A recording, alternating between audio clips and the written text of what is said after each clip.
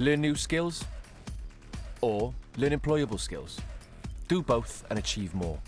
Become an apprentice, a genius decision. Eisiau dysgu sgiliau newydd? Neu ddysgu sgiliau cyflogadwy? Gwna'r ddau a chyflawni mwy. Bydd yn brentis, dewis doeth. Good evening, ladies and gentlemen, and welcome to week 2 of the Welsh Esports League for F1. I am Ivor Bryn, Mike, going to be taking you through the action, and joined alongside with me this week is Obliviator. How are you doing, Obliviator? I'm doing wonderfully, thank you. How are you? I am doing fantastic. Looking forward to some fantastic racing out on track. Of course, last week we had 2 tracks perfectly queued up for top end speed, being Monza and Belgium. This week though is going to start to get a little bit technical as we first go to the circuit Paul Ricard for the French Grand Prix, and then we'll head to Marina Bay to Singapore for the night race in Singapore. And with that, obviously last week we did see 2 different winners, with Unarmed for the Dragons taking victory in Monza, and then of course we saw Ethan Ed taking victory in Belgium. And of course what that does to the championship after the first 2 races is the Pit Ponies, who lead the way in the team championship on 47 points, with the Robins in second place on 34. Then tied on 33 points is the Artists and the Pirates, both on 33 points here. The Dragons on 31 points, so it is very close between second and 5th, only 3 points separating those 4 teams. The Swans are in 6th place on 19 points. The Puffins are in 7th on 6 points, and the Goats rounded out the back of the grid at the moment on 1 singular point. And hopefully today it goes a lot better for them. I've got to be fair, I was watching it last week. The Goats, I just think they just need a little bit more consistency on track. Beef, I thought he did quite well during both tracks, actually. I was watching him. The only thing I saw with him was a few corner cutting penalties, and I believe that is what brought him down a little bit going through that actual race complex. I'm really looking forward this week, actually, to the Robins. I saw a lot of potential in Drofters last week, and I just hope he can find that consistency around both tracks to bring home more points. Yeah, absolutely. And of course, Drofters, he did have a bit of a shaky start last time out in both Monza and, of course, in Belgium, where unfortunately he did end up DNFing. And speaking of Drofters, now let's have a look at the individual standings. And it is the man leading the way, the winner of the Belgian Grand Prix. It is Ethan Ed on 35 points, ahead of PW Jones on 33 in second place. Then 30 points for the man in third, Unarmed, and also for Evans Joshua in fourth. So both those 2 tied on 30 points. Colin R. Mason on 27, with Spliffin right behind him on 12 points. J Fatality on 11. Key Swans on 8 points. 6 points for Hooky and 6 points for Cam Rules. Drofters on 4 points.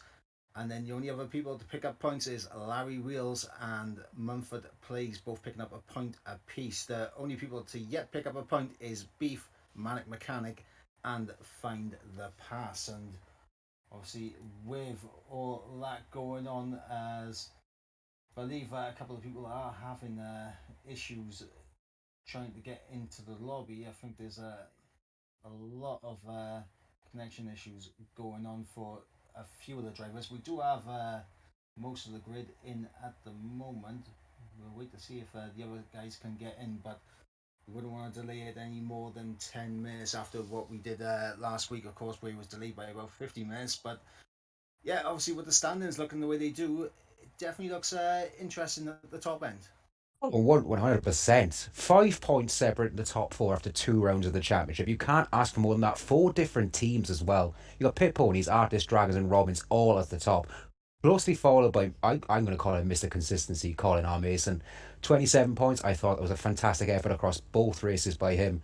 But the fact that you've got so many drivers representing so many teams across that top 4, especially, that are so close together, it's going to bring in so many great factors to this championship further down the line. Every single point from every single race is going to matter so much not only to the constructors or the team race, but for the drivers individually as well. Yeah, absolutely. And of course, Beef now is able to join the session, so we are just waiting on Fatality and I believe waiting on Key Swans as well. So obviously those two teammates, and it'll be unfortunate if they can't get in because they definitely need to get in, pick up some more points. Obviously the Swans currently on 19 points. Neither of the Swans are currently in the lobby right now. So hopefully they can get in ASAP. I personally would give them till about 10 past and that to try and get in. Hopefully they can come through for the secondary. So if they can't get in for this one. It's going to be a huge blow for them in the team race, though, in the team championship if they can't get into that first race. At 19 points, they've got to improve that total straight away. They've got to start working their way up the grades. There's a 12-point gap already to the Dragons, and the Dragons are still in the hunt at the top, especially. So they really need to get these points on the board and get into this lobby as soon as they can. Yeah, absolutely. And obviously, we know last week there was a bit of an issue where people didn't know who was in what team. But so I'll run you through the drivers representing each team. So of course, the Goats are being represented by Beef and Larry Wheels. The Dragons represented by Unarmed and Mumford Plays. The Pirates represented by Colin R. Mason and Hooky. The Swans represented by Key Swans and J Fatality. The Artists represented by P.W. Jones and Manic Mechanic. The Pit Ponies represented by Ethan Ed and Spliffin.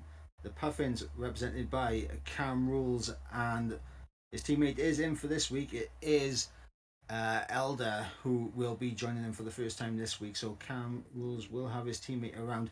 And the Robins represented by Evans Joshua and Drofters. And just quickly gonna send a message to our lobby host that they can't, if Key Swans and J Fatality are unable to join for this race, hopefully they can get through for the next race. Yeah, like I said, it's going to be difficult for them in the team if they don't manage to get in the team championship. But even if they don't get in, we're going to have a fantastic grid, a fantastic race. And like you said, hopefully they can get in for that second race because every point, like I said, it matters. But these boys are going to be racing hard around these tracks. Singapore, especially because it's so much that can go wrong. But France is a great chance and a great opportunity for any team to work with the standings. Yeah, of course. And obviously, drivers now getting a little bit impatient, but it does increase the opportunity for a lot of these teams. For the Goats, especially currently down there on 1 point, it does increase their opportunity of scoring some decent points here at the circuit Paul Ricard. And there's so many different layouts for this track. Once you look at this track from above, you you think which is the correct track to be on. Especially when you're heading down that back straight from Mistral, when you go through the DRS zone, there are so many opportunities to go either straight forward or there's so many chicanes that can be taken. It's a very confusing layout if you're not sure what's going on. But once you get nailed down, that chicane, P8 and 9 Montreal, that is where the magic can happen. You can lose so much time there. But as you said, the track layouts, it can be very confusing if you look from above. So hopefully all our drivers are very much aware of the track layout they've got to take today and no mistakes are made. Yep, no mistakes whatsoever. And of course, it is definitely going to be one of those tracks where mistakes can definitely happen. Of course, turn two, that inside curve as you come through the first two corners, you need to really hook up the first corner right to hook up the second corner. But if you just take a little bit too much inside curve in the second corner, you of spinning around, and that could be absolutely detriment to your race. And of course, turn six is a swooping right-hander at the end of sector one coming into sector two, and it really launches you onto the DRS straight. However, the back end can go now. That is one of the corners on this track that I absolutely despise. I cannot tell you the amount of times that I have spun out there myself, just trying to get that little extra power out going onto that back straight, because every mile an hour will count going down that back straight. The DRS will be wide open flying down there in both qualifying and the race, and it gives you an excellent opportunity to overtake into that chicane. But you've got to be careful as well as you're heading down through Boset, turn 11, the long sweeping right-hander. So many different lines you can take through there. You can hold the speed on the outside and swoop in late on, or you can try and get a nice tight line on the way in and get a faster exit. That is going to be pivotal on this track, especially during qualifying, where every single place will count going into the race, because that first corner is going to be, hopefully not going to be mayhem. We don't want any crashes, but it is pivotal to get that first corner right, as you said. Yeah, and obviously with that first corner, of course, everyone's going to be very close, and we do have to say apologies for the delay in the start time, and we are doing our best to try and make sure we can get everything going and out on track.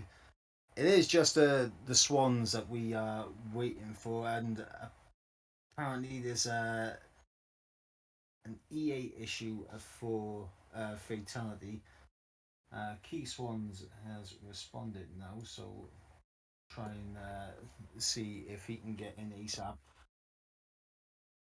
I mean, hopefully he is able to connect, because that would be at least a chance at some points for the Swan. You don't want to come out of any race with no points. Unfortunately, they are at the lower end of the table after the first two rounds. So, like I said earlier, every point counts. They're going to need this. So, hopefully, Key Swans can connect.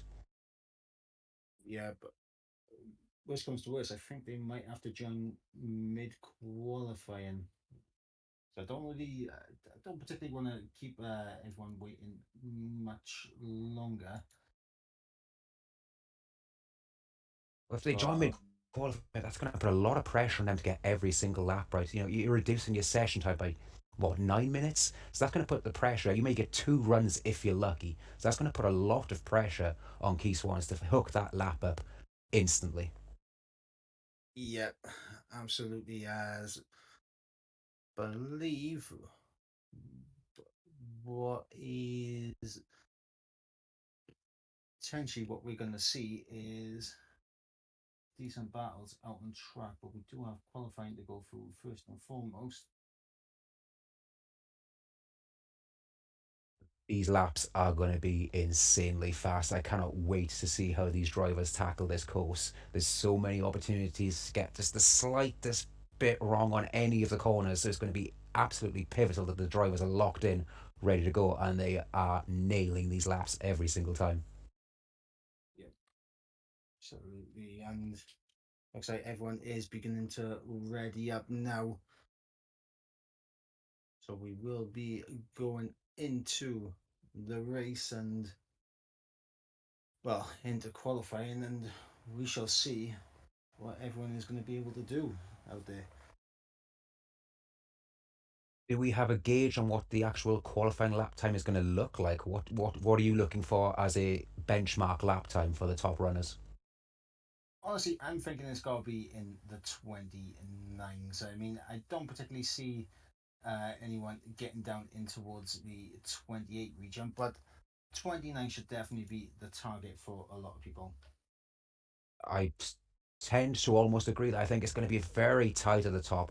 I'm looking at quite a few players that are going to hit that mark, I believe. The 29s, I think you're right. That's a good call to make. It's going to be tight. It's going to be furious. But let's just hope every driver can put in a representative lap.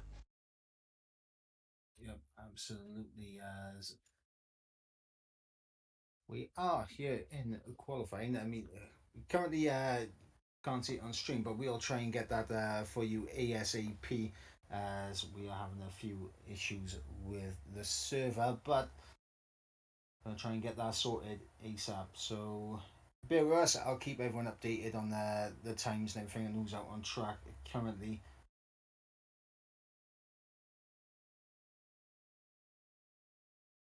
As we are now in qualifying. I want to see who's going to take it nice and easy on their first lap. Who's just going to get a banker in? I want to really see who's going to push the limit straight off the rip here. Because a banker lap is important, because if you don't get that connection on your second or third run, then you're leaving yourself very open. So it's always handy to have a banker straight off the rip. Yeah, without a doubt, and everyone's going to be looking to get their banker labs in order, and we shall see who is going to come out on top in terms of the banker labs. I mean, we're hoping that invite can be sent out, and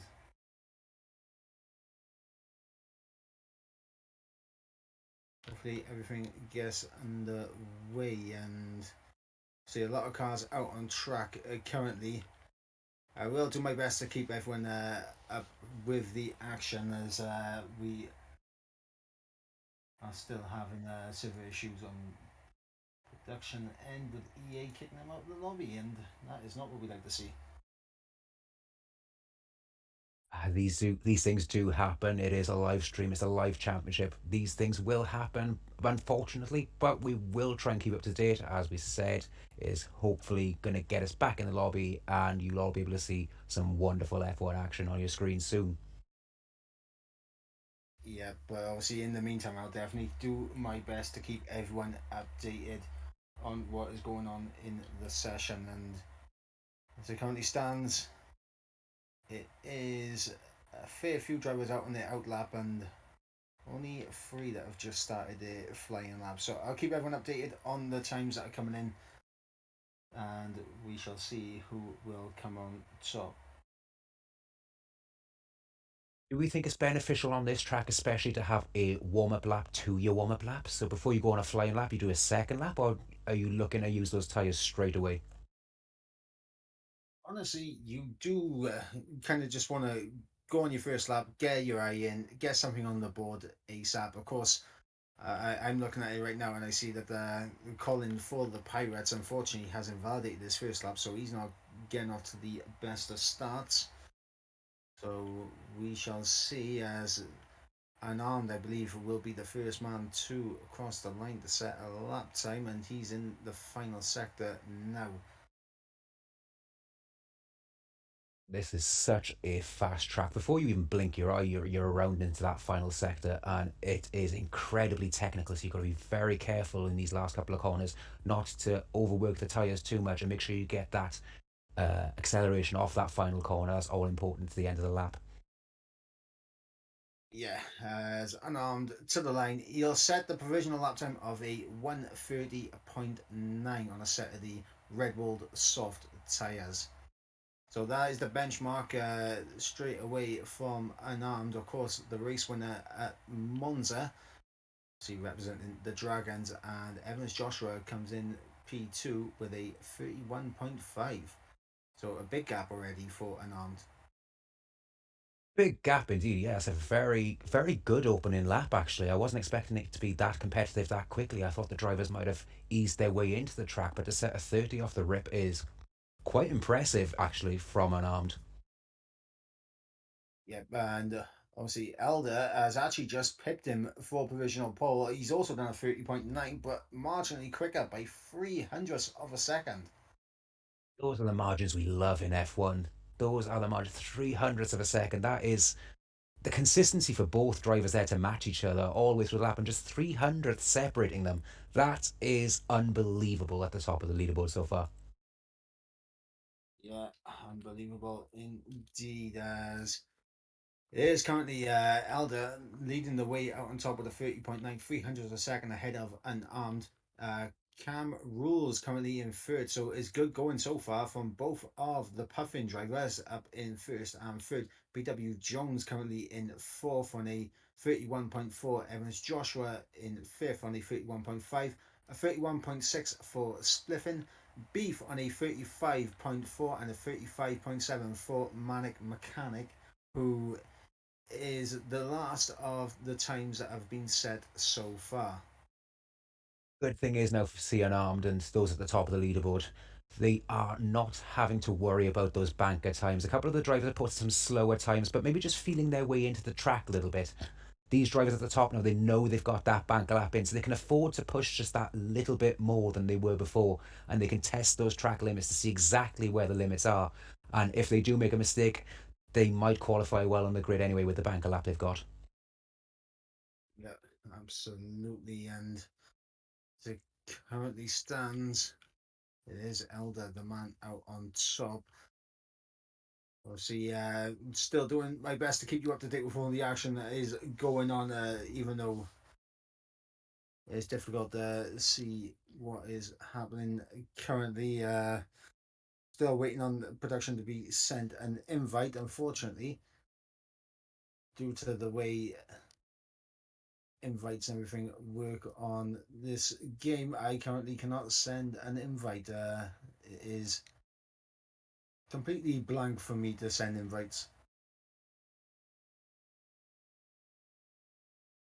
Well, so far, I really appreciate you keeping us up to date with the timings, especially who's out on track. It's a long session in qualifying around Paul Ricard. You've got to time it right so that you don't run into any traffic. You've got to make sure that you're 100% in the mindsets to hook up a lap. It's it's a short lap in reality because before you realise that, like I said, you're in sector three. It's a crazy track. It's a top end speed with so many technical corners, and you're doing an amazing job in keeping up with who's out on track with the times. Yeah, absolutely. And I think we might have to have a little look and see if we can find another way to try and bring you the action real quick as I can have a little peek to see if there's anything I can do to help during this time and try and get everything sorted for the next one.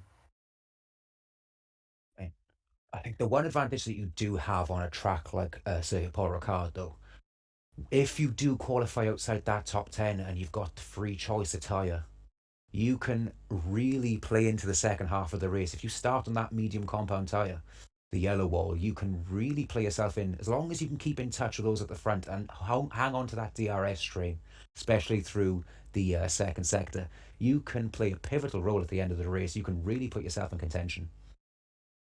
Yeah, absolutely. And got a few more times coming through on the board right now. And see, 10 drivers have set a time. The man up in third right now is Colin R. Mason. He's improved on his invalidated lap. He is now up into third with a 31.3, half a tenth ahead of Cam Rule. So it is very tight between first and second, and very tight between third and fourth.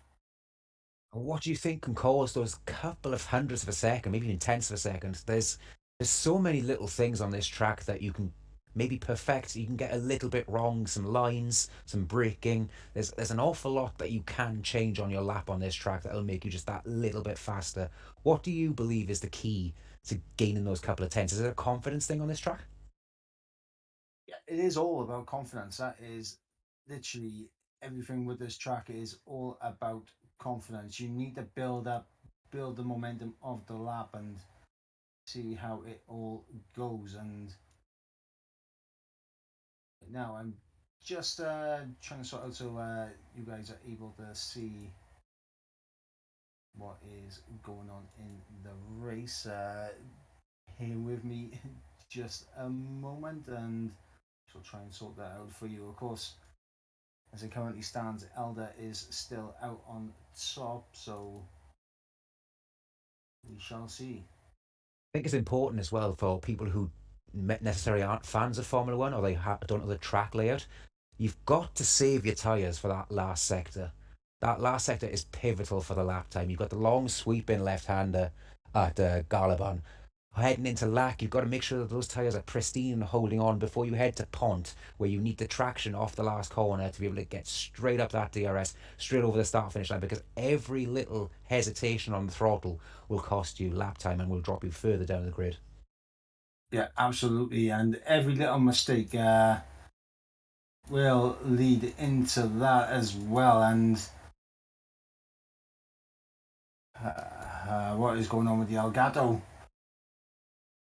I mean, there's been some improvements out on track, and uh, there has been some improvements out on track. Drofter is now up in the P3, as I believe we do have production back in the lobby, and we can praise the Lord now. I'm not giving radio anymore. But it is Elder who is currently out on top with an armed in second place. And now you guys can see the lap times, and fantastic as we got 6 minutes to go here in qualifying. Drofter is currently in third with Evans Joshua in fourth, Colin R. Mason in fifth, Cam Rules in sixth. But look at how close these times are at the top of Livieta. They are unbelievable. I mean, you're looking at that Elder on a 30.9, separated all the way down to fifth. Evans Joshua 31.1. That is just ridiculously close. The top end of this grid, especially in race trim, I believe are going to be so tight. It's remarkable that these guys are so close together over the course of what 1 minute 30, and they're separated by that little. Yeah, separated by that little, and we've just seen crossing the line just a moment ago was Ethan Ed to take a provisional pole position. He is now currently in provisional pole position with a 30.7. We're currently on board with Hooky, who's taking a bit of an adventure slime, but he is on his outlap, so he's just trying to gear himself up. He is on the Yellow World medium tyres, though, and that is not going to give him the best in terms of track position. It's not going to give him the best in qualifying, but we're going to see what he can do as he is going to get us underway for a flying lap, and we'll stay on board with Hooky as we come down in towards turn number one. Braking, a bit hesitant on the turn in there was Hooky as he went through turn one and now into turn two. On the run down now towards turn three, around about the 50-meter board, you want to be braking down, cutting as much of that curb as the track limits will allow you to really maximise as much of that corner as possible. Now, through turn six, the back end can step out here if you get a little bit too greedy on the throttle, but Hooky holds it all together well indeed. And ladies and gentlemen, fantastic news. Key Swans and Jay Fataldi have managed to get themselves into the lobby, so we are now up to the full of 15. Unfortunately, the Dragons driver Mumford Plays unable to race here tonight. But on board with Hooky as he comes to the middle sector split. It's a 51.3. Of course, he hasn't got lap time on the board yet as he comes through the flat out turn number 10. And we could be seeing quite a few overtaking opportunities from there down in towards turn 11 as we've just gone through right now. In towards turn number 12. We really want to take a late apex and try to use as much of the track as possible. This circuit really does benefit you. As much of the track as you can use, you want to use it because it can gain you the most time out of anyone on the circuit. But Hooky now to the line, DRS wide open. He's gonna cross with a 32.4 on the medium tyres, so that's a very good lap from Hooky. I mean, the confidence on that lap, it was very clean, especially on the medium tyres. And, potentially during this race now, if he does start in the top 10, he's going to be on those mediums. He can be one of those havoc causers. He can be one of those people that later on in the race will come up with those fresh, soft red wall tyres, and he can really make an impact later on in the race. But one thing I have noticed, maybe he knows something that we don't about the race tyre. Maybe he's run some simulations on it, and we might get a bit of a surprise off the grid. The 25% races, and in a 50%, we know the soft tyres are terrible around this circuit. They do not last whatsoever as Cam Rules is retiring from the session. Currently on board with Elder, who is, I believe he's just finished a lap and improved. He's done a 30.8, but he's unable to get on to Ethan's time, so we'll maybe jump on board with another driver. And I believe Colin R. Mason is on a lap 2/10 up in the first sector. But that is an incredible improvement overall. 2/10 of a second is not easy to find. When these drivers are pushing flat out every single lap, 2/10 is a massive improvement. So maybe Colin was holding back a little bit.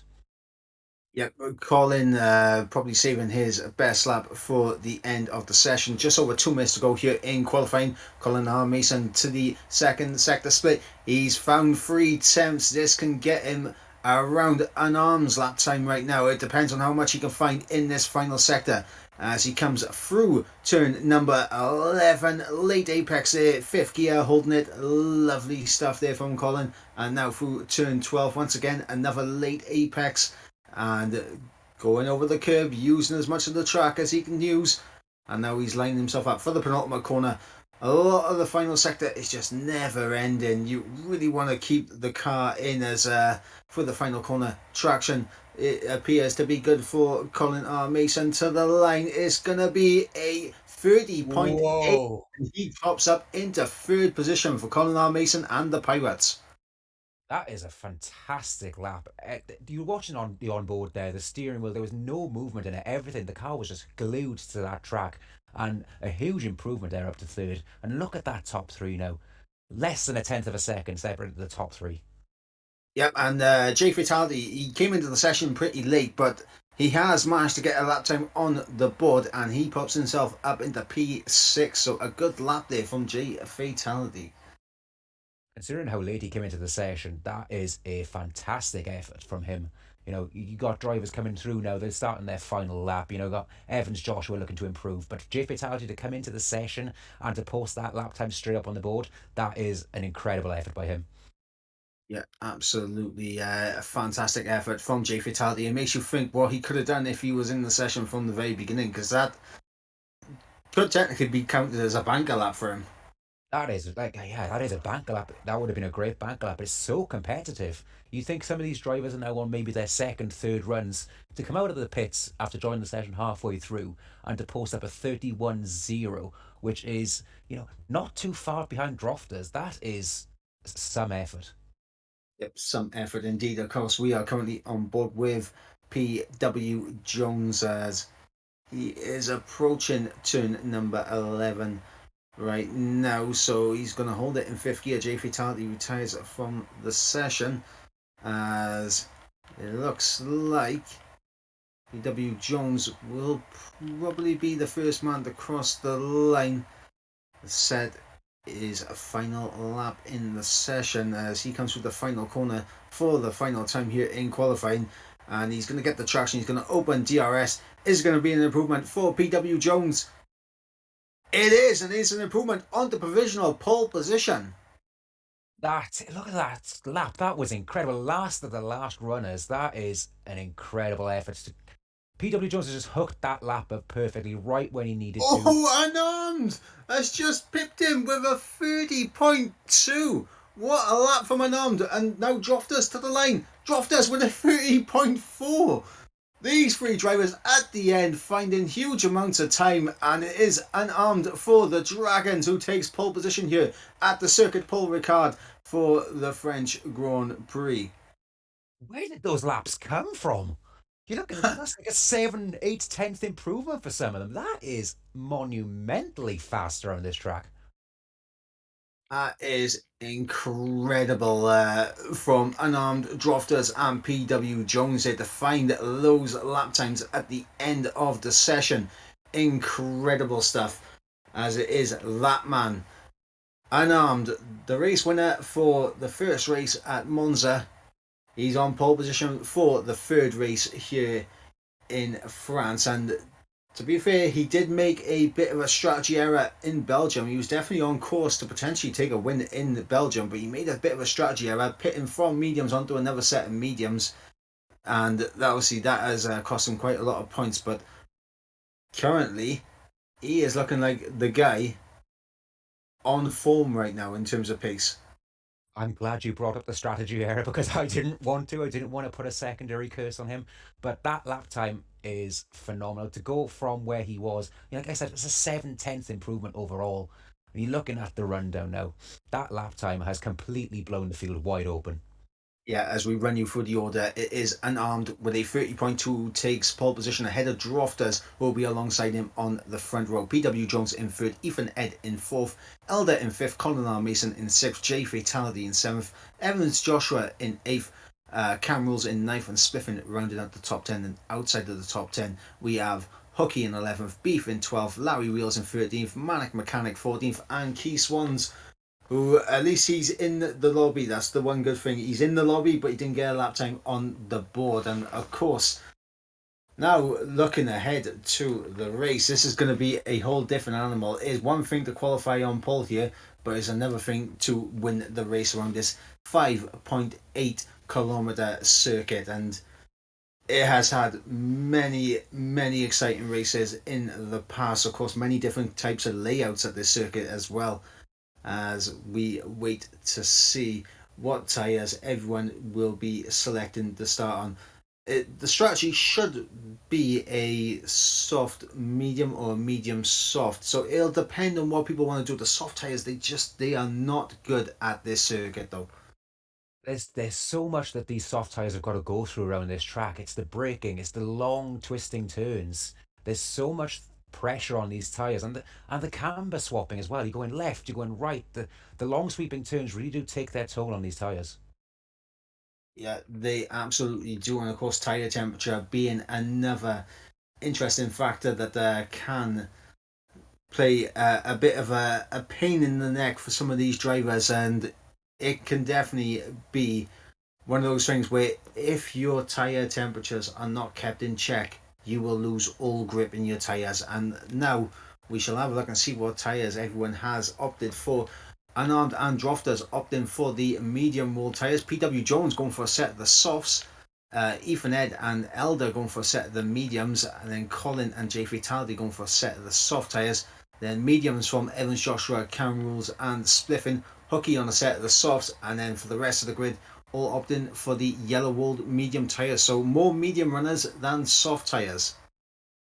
That, I believe, is going to be a good call. You want those softs right at the end of the race when your fuel load is down, so the tyre wear will be less on them, so they might last longer. But I am so thrilled to see these splits, especially in the top 10 of soft and mediums. It's going to provide us with an excellent race, different strategies, and of course, how traffic comes into that later on down the race is going to be pivotal. Yeah, of course, and for this guy up in third right now, PW Jones. This is going to be incredibly interesting for him because obviously he's the lead runner on those Red Bull soft tyres, and he is going to have the pace early on. But for how long? He needs to get past Drofters and Armed ASAP, build that 1 second gap to make sure that he's just not towing them along with DRS, because the DRS around this track so powerful.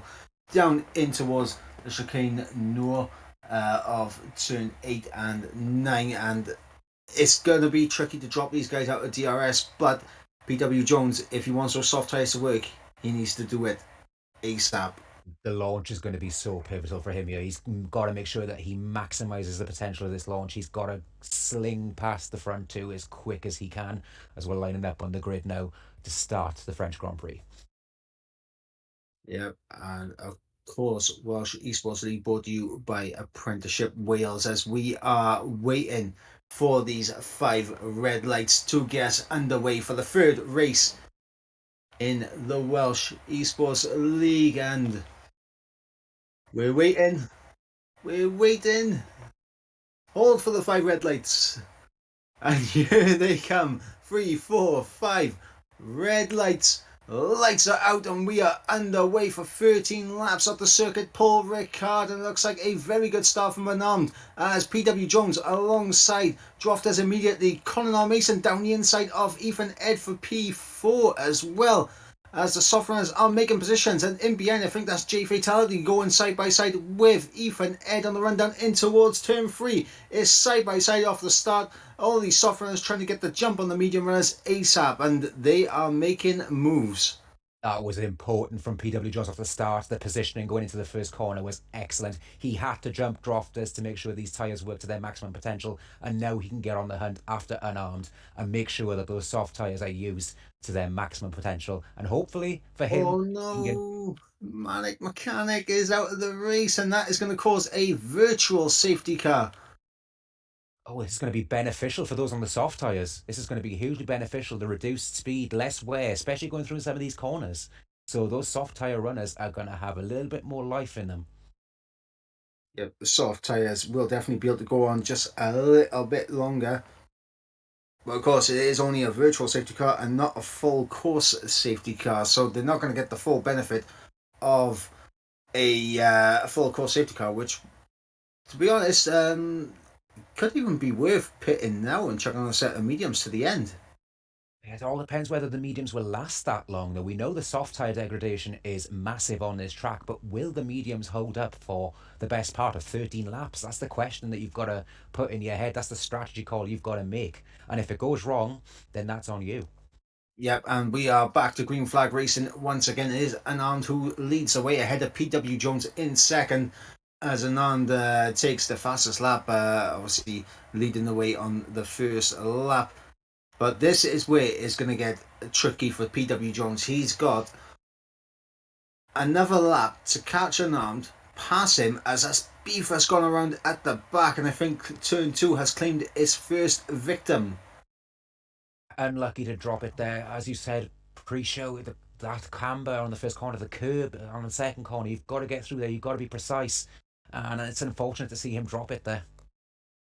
Yeah, and as I was going to say with PW Jones, of course, for him, he's got one lap to catch, pass unarmed, and try and pull a second gap, and I just don't see this happening now. He's going to have to pass him with DRS down the back straight on the following lap, I think, for him to get past. But it's a question of, will his tyres hold up in this final sector enough that he's not under pressure from Drofters? Because Drofters is still there. He's about the same gap behind PW Jones as PW Jones is behind Anand. Yeah, the gap seemed very consistent at the moment. There doesn't seem to be much of a difference between the soft and the medium tyre. Obviously, we've just had that VSC, so maybe the tyres have dropped a little bit in temperature off the start. But the differences between the drivers on softs and mediums isn't as great as I thought it would be. Of course, as I said, the soft tyres around here, there's such a bad race tyre around this circuit. They have grip, as we're seeing fastest laps coming in from 5 different drivers. But it is Elder who takes the fastest lap. He's currently down in P8 trying to get onto the back of Evans Joshua. But you're going to see now, at this point, this is where those soft tyres are going to begin to struggle. As I believe that's Cam Rules who has gone down the order down into P13 for him. So he's on a bit of a recovery drive now for the Puffins. That the soft tyre, I think now for PW Jones, I think his chance is gone. I see Unarmed is controlling this race very well so far, and you're looking at Drofters behind catching PW Jones. I think it's Oh, I think J soft tyre's gone. Fatality. J Fatality's getting close to the back of Colin Mason, but he didn't want to risk having a look down the inside. So a smart there from J Fatality. He knew that he had the run to potentially go for the move, but it's one thing having the run to go for the move. It's another thing to think if you can pull it off without making contact. And of course, chicane no is definitely one where contact can happen. As I believe Evans Joshua getting very close to the back of Ethan Ed there for 6th place. The top 8 all in a DRS train of each other. This is fantastic. This is close stuff out on track. Every driver is excelling right now. The commitment, the consistency to keep within that 1 second time gap is phenomenal. And as you said, the DRS train is now going to start to form as it activates at the end of lap 3. So it's going to be pretty stalemate right now until the pit stops, I believe. Yeah, and speaking of pit stops, it is Hockey who's going to be the first one to jump into the pit, so he's going to opt for a set of the Yellow Wall medium tyres. That's just showing how quick the soft tyres actually drop off around this circuit. It makes sense for him to maybe get out of that little system as well that he was in. He needs to get consistent lap times in. He needs to start pushing himself. And with that free air, maybe it'll give him more of a chance to climb up the field later on. The only issue he will have will be his tyre wear compared to the other drivers coming towards the end of the race.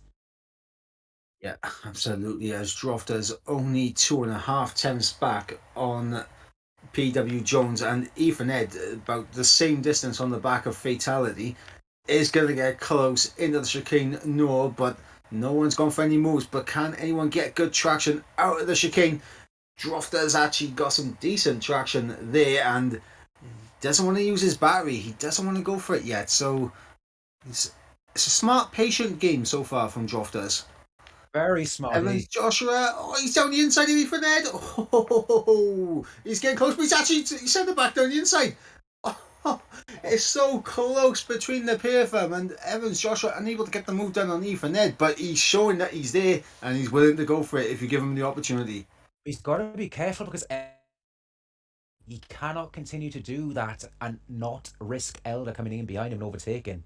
Oh, as I believe that is Jay Fatality going to the back of Colin R. Mason, and that's pushed Colin R. Mason over the speed limit for the pit entry. So Colin has a 5 second time penalty, which I'm sure he will be asking to get looked at the end of this race. And Jay Fatality just misjudging the entry into the pit lane and hitting the back of Collins. So that is unfortunate there. But now the soft runners have come into the pits. You're seeing a few gaps now begin to form.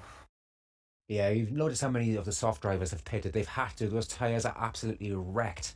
So Unarmed has built himself a nice little gap there over Drofter with the space that was in between him. So now he's got to get his head down and try and break that 1 second gap to make sure that Drofter doesn't get DRS. But you're looking at the power of the DRS there.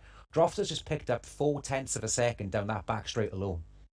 Yeah, and that's the thing with DRS. If you have it, it is such a valuable thing to have around this circuit. But Evans Joshua getting through on Ethan Ed for third place, down the inside in towards turn number 10, and that is the position signed, sealed, and delivered for Evans Joshua. And at the moment, both the Robbins drivers on for a double podium. But we have to make sure and keep an eye, because these guys on fresh mediums that came into the pits early on, as Colonel Mason's getting through on a beef down towards the back end, they are going to be on fresh rubber and going to be going a little bit quicker than these guys at the top. Yeah, you got the undercut hopefully will work out for them, but we've got to remember that those faster softs will come out to play later on in the race. Those drivers are going to be coming out of the pits, and any gaps that are made up now by those who have pitted onto the medium are going to be destroyed by those soft tyres. Yep, and that is one thing everyone will have to keep an eye out on, as it is Elder on the back of Ethan Ed, who is on the back of Evans Joshua. The battle for third heating up between these three drivers. Drofter's on the back of Unarmed, and that fight is definitely heating up, as well as it looks like Drofter's potentially is closing in on Unarmed. That battle for P3 is phenomenal. The way the drivers are keeping with each other, the consistency they've got to have to make sure that they're in the right position to overtake should the opportunity arise. Full credit to those three drivers there, and keeping it clean as well, which is the most important thing. Yeah, keeping it clean, but they're also waiting. They're just putting everyone under a little bit of pressure now, just hoping to see one little mistake so they can pounce on it. Elder has depleted all of his ERS battery in the attempts to get close enough to maybe have a look at Ethan Ed, and he's actually sent it on the inside into turn 11, but he gets a big snap, and he is unable to get that position done, and he is unfortunately in a bit of a sticky situation now, because if these guys ahead start using their battery, they could maybe drop him out of DRS range. That's the issue he's got now. The battery usage to get up behind these guys has been pivotal to keep him in the race. But when these guys can now start pushing forward, especially in the DRS zones, we know that Evans Joshua is going to start using his battery to defend against DRS. Ethan will use his as well, and DRS is a question whether Elder can stick with them with the battery power being used. He's got to go through a recovery system now and hopefully gets him back for the end of the race. Yeah, absolutely. Lap 7 of 13. It is Unarmed who is currently leading this race. 5 tenths of a second ahead of Drofters. Evans Joshua currently in third, with Ethan Ed all over the back of him and Elder all over the back of Ethan Ed. But now we shall see on the rundown into the chicane, nor can Ethan close up enough to get a move done on Evans Joshua. I think he's just a little bit too far back. Yeah, that launch out of that corner six there didn't look great. I mean, both drivers are going as fast as they can, but it just seems like Evans Joshua has that little extra in the tank at the moment. He knows where he's defending, he knows where the car needs to be positioned. Yeah, absolutely. As Hooky picks up a 3 second time penalty, so that's going to be an issue. Of course, we are seeing a couple of penalties being picked up. Of course, Collins 5 second for speeding in the pit lane. He got hit in the back by Jay Fatality on the pit entry, so that's probably an unfair penalty that he doesn't deserve.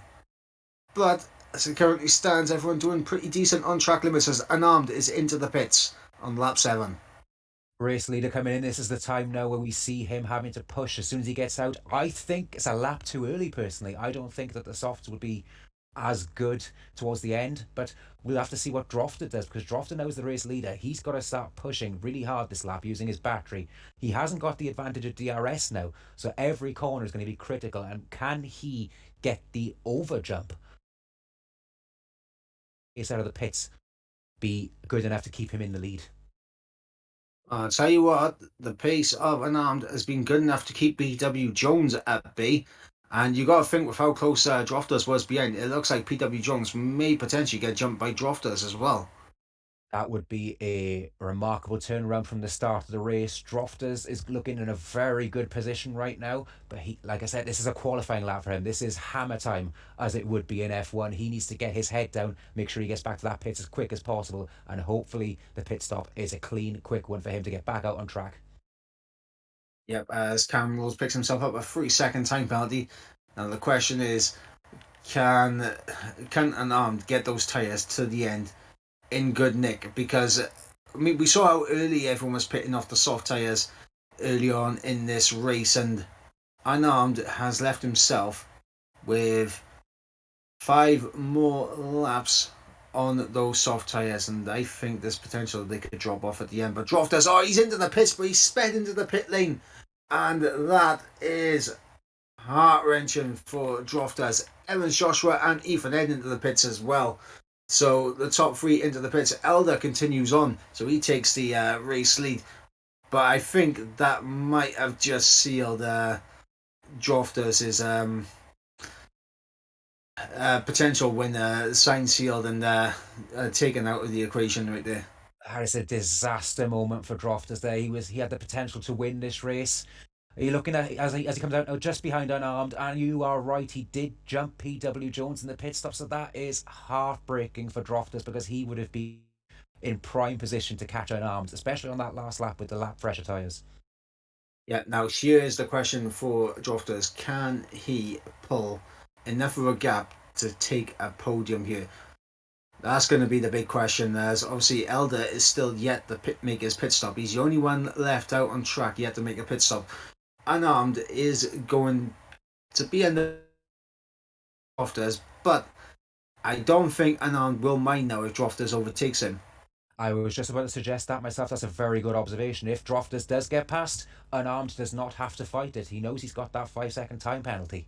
So Unarmed can let him go if he needs to and just hold on to that DRS and just keep within that 5 seconds, and he will inherit the race victory at the end. Now, this is what I'm interested in seeing. If Drofters can catch Unarmed, start battling with Unarmed, close up the gap, that is going to allow PW Jones and Colin R. Mason and J Fatality to close up to the back. And you got to think as well, 3 seconds off the back of these guys, Evans, Joshua, Ethan Ed, and obviously Elder, who's just come into the pits. He'll surely come out just behind Ethan Ed, I would believe. So these guys on the soft tyres, they're going to be closing up.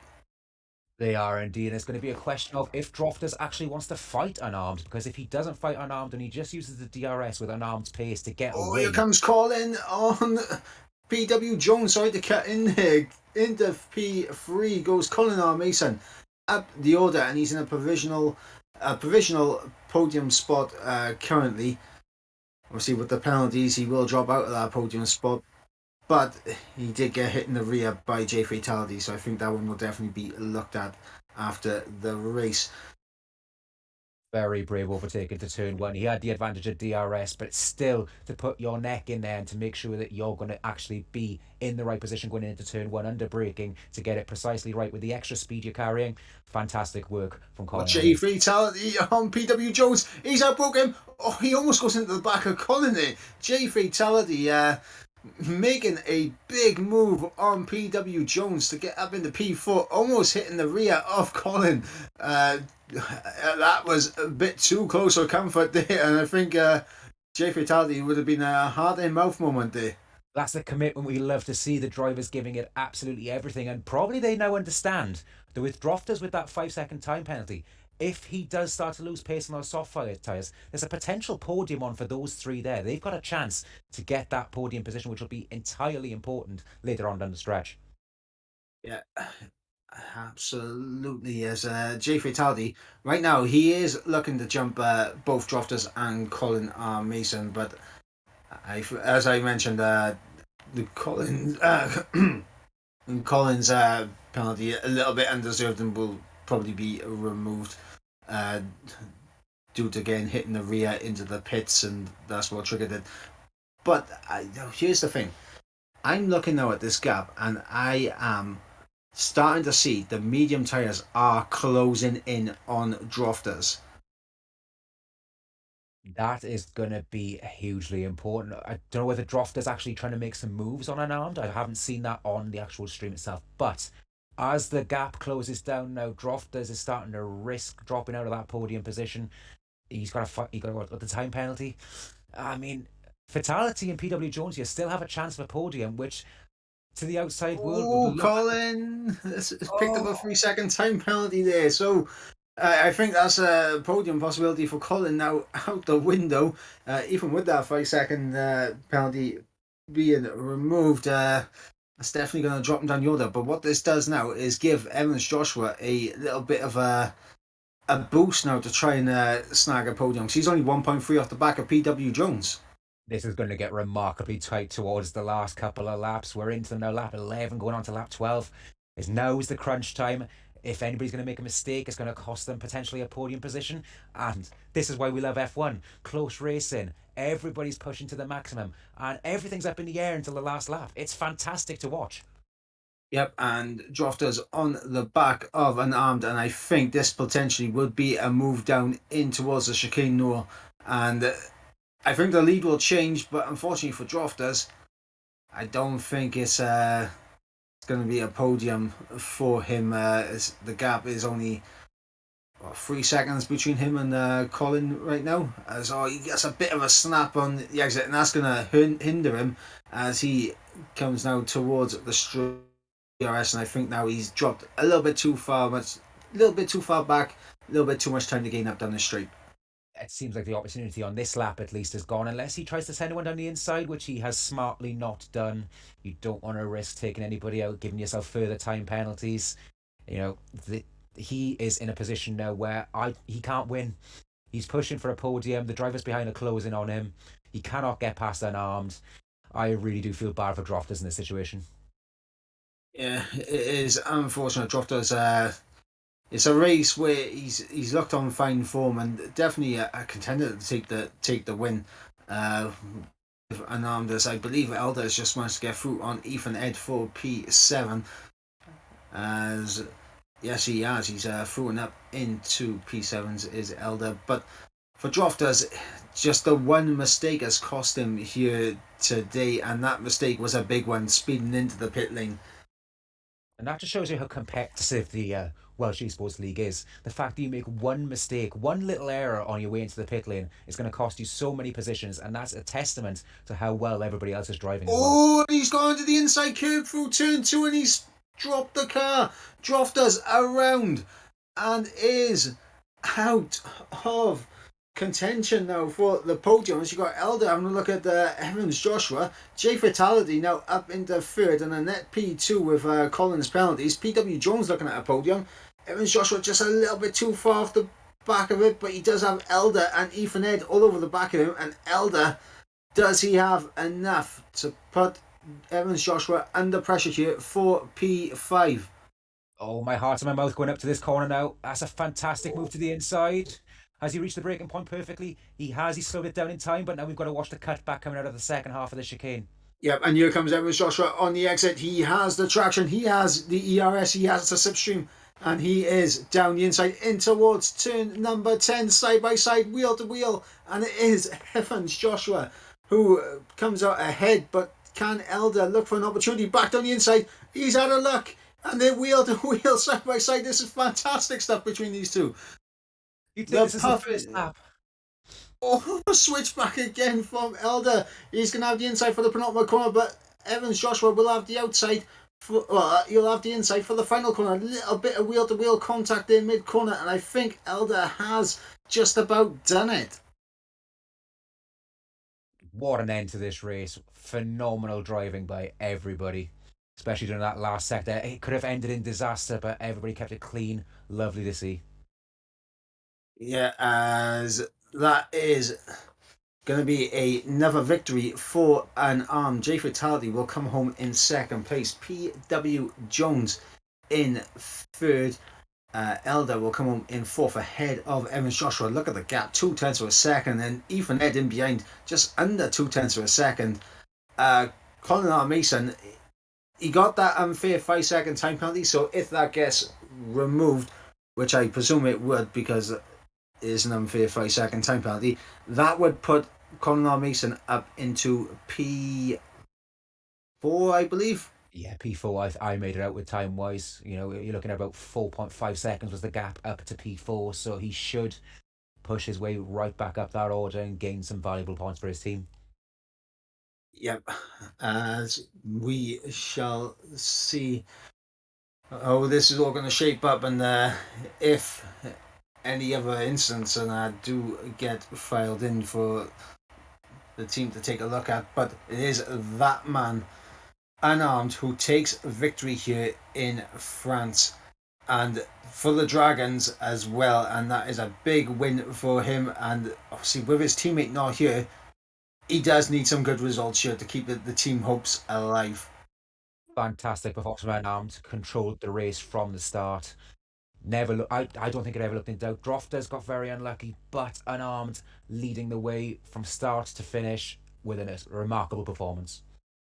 Yep, so it is unarmed who takes victory ahead of Jay Fatality in second, PW Jones in third, Elder in fourth, Evans Joshua in fifth, Ethernet in sixth, Colin Mason in seventh, but with that 5-second removal would potentially jump up into P4, Spiffin in eighth, Droftus in ninth with the fastest lap, but also a 5-second time penalty. He's going to be kicking himself for that. Key Swans takes the final points paying position in 10th place.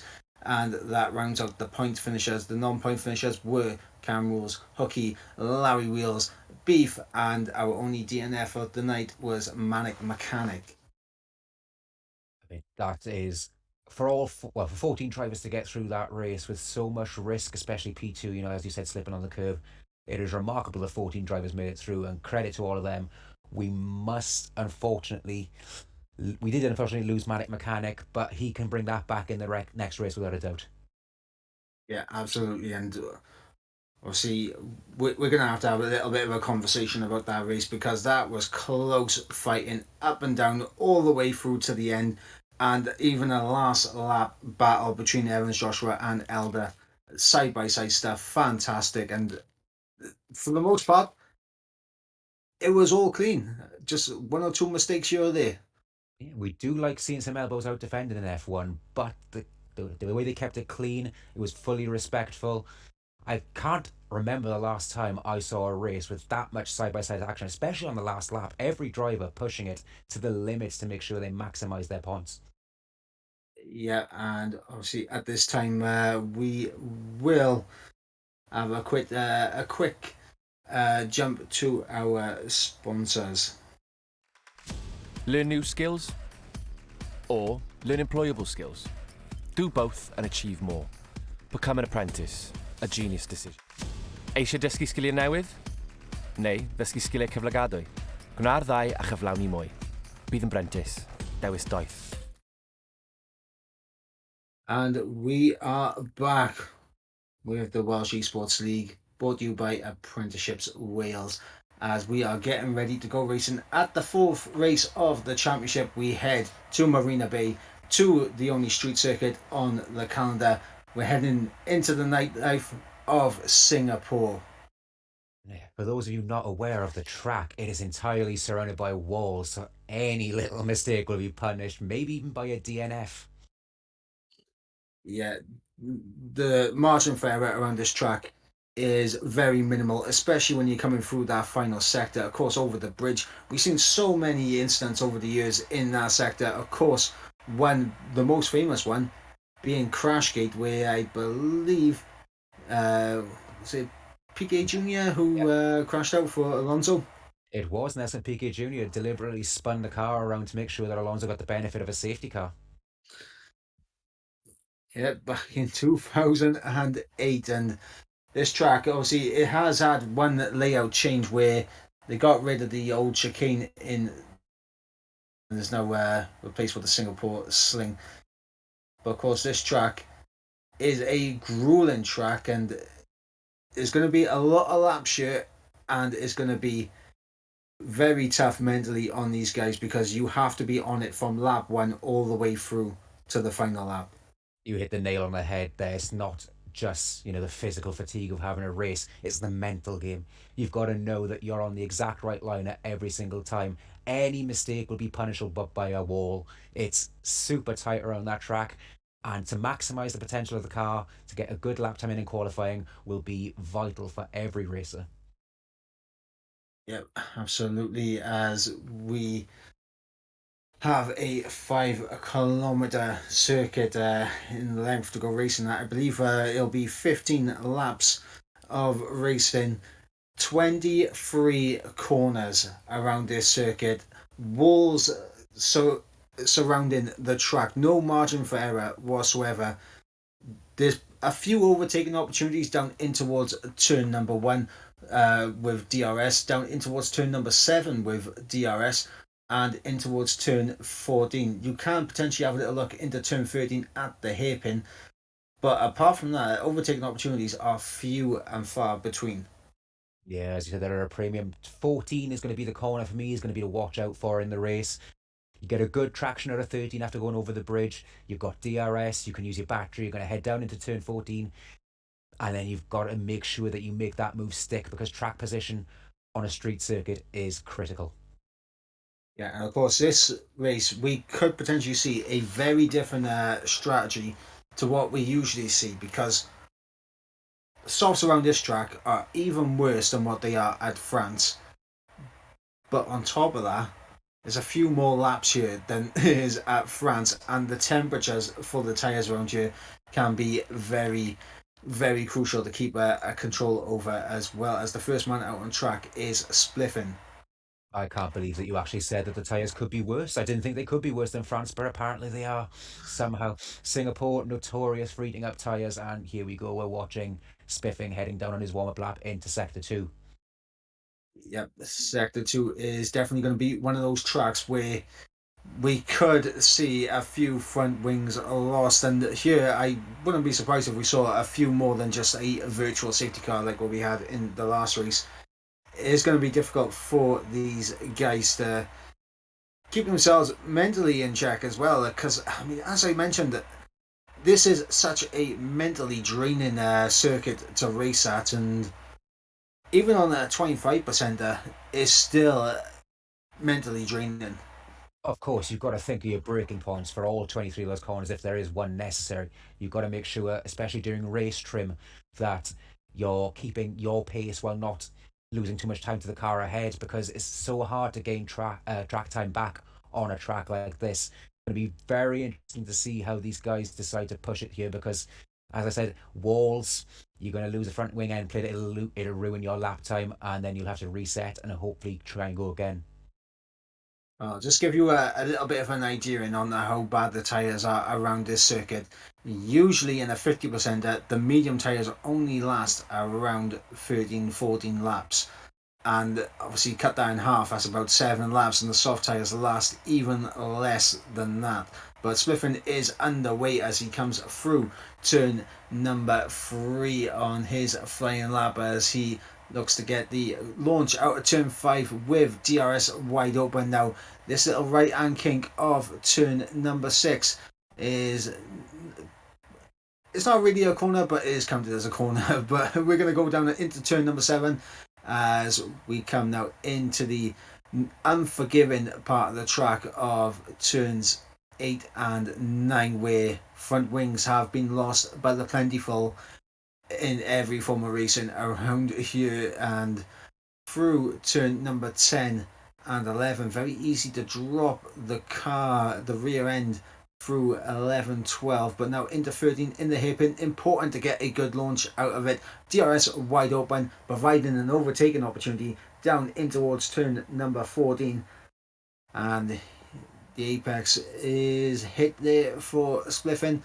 And now into the most technical part of this track, the final sector, where, as you can see, the walls are literally, they are encumbersome on this track, and it is definitely one where there is no margin for error as we come through turn number 21 now into the final 2 corners of 22 and 23. Crossing the line, what's this going to be for Spliffin? Is going to be a 38.3.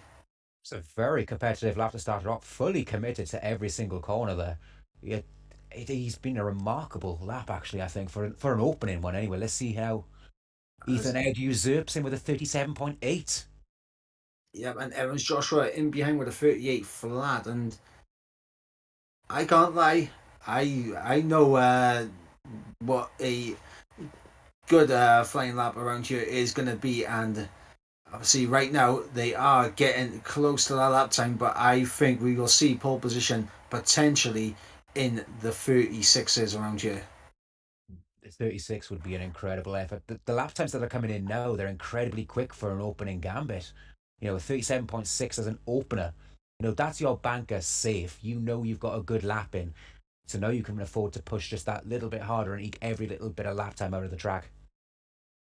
Yeah, and obviously the trade-off is the harder you push, the closer you get to the walls, and the more risk that you take with the circuit. Unarmed pops himself up into third with a 37.9. So he currently is a little bit off the back of Jay Fataldi and Ethan Ed, but he's up there at the moment. We should not forget what happened last time in qualifying, though. He appeared from nowhere at the last gasp effort. Nah, he did, and he was close to the top throughout the entire session. So we shall see if anyone's going to be able to challenge for pole position here. Currently on board with Larry Wheels as he is coming to the middle sector split 107.9.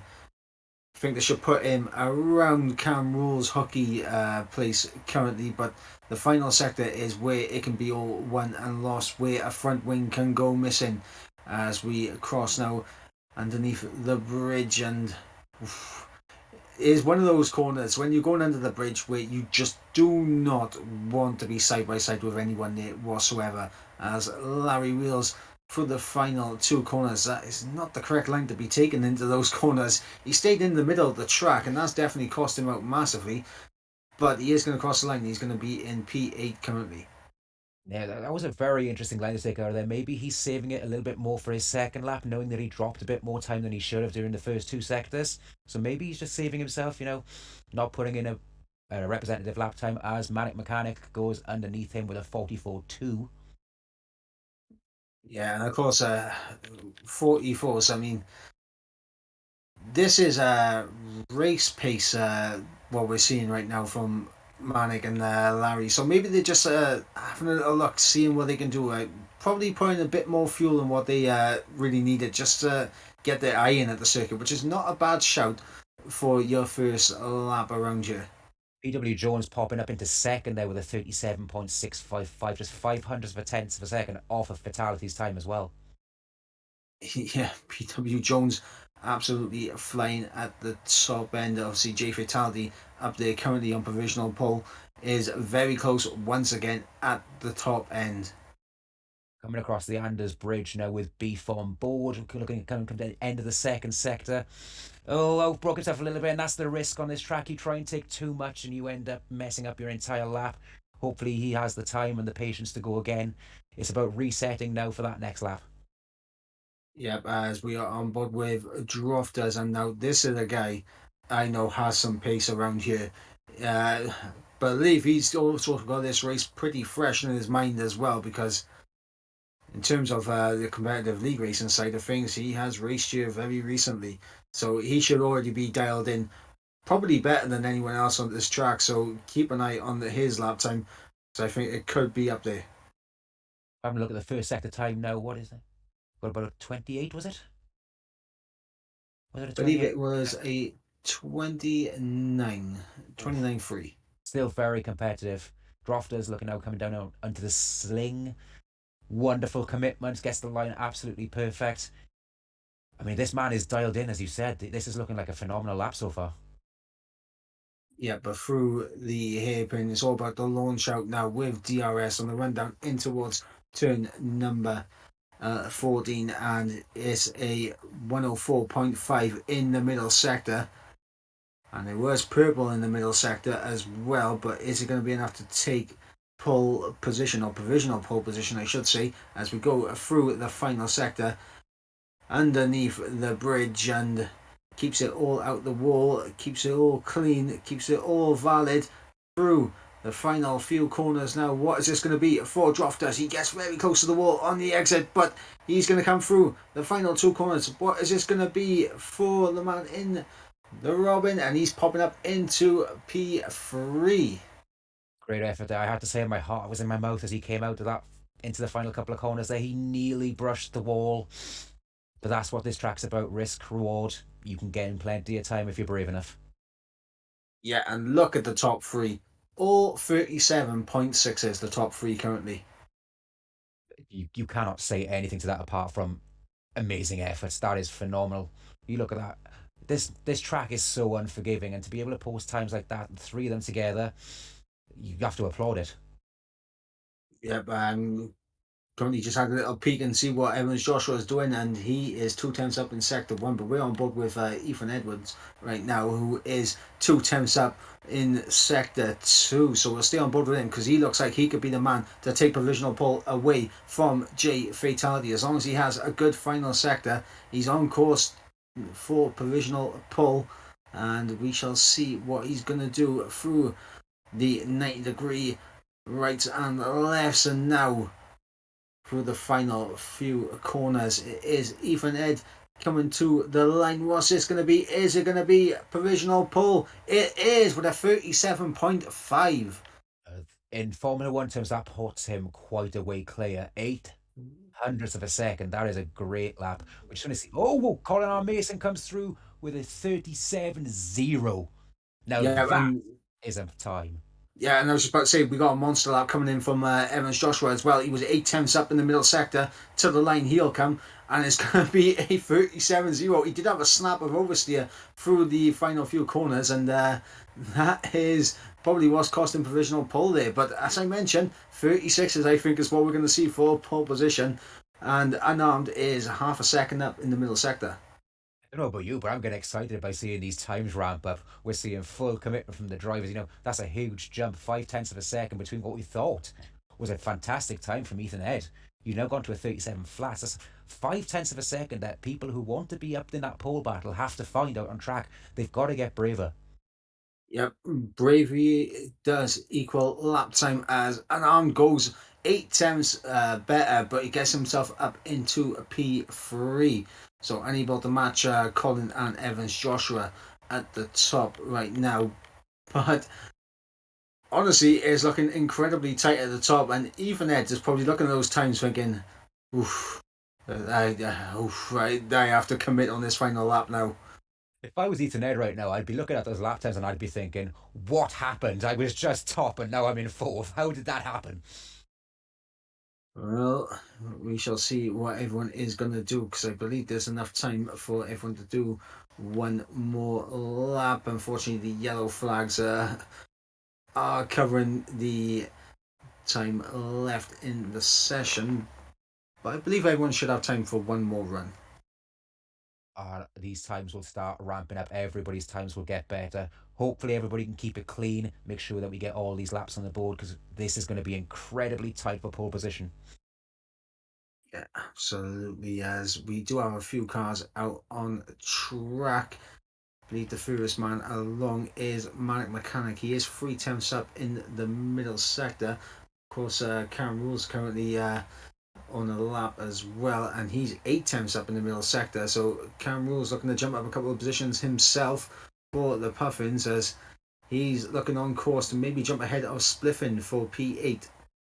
It's going to be getting very tight. He's spliffing there. There's a big gap. Oh, that is so unlucky from Cam Rules. It was looking like a great lap from him. That little snap of oversteer, it's just completely ruined that lap time away from him.